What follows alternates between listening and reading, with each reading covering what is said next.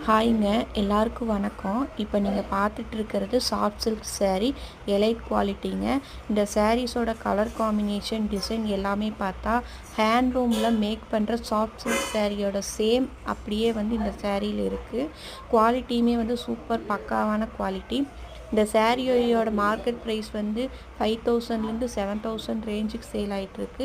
நம்மகிட்ட வந்து இந்த saree வெறும் 1600 ப்ளஸ் ஷிப்பிங் தாங்க.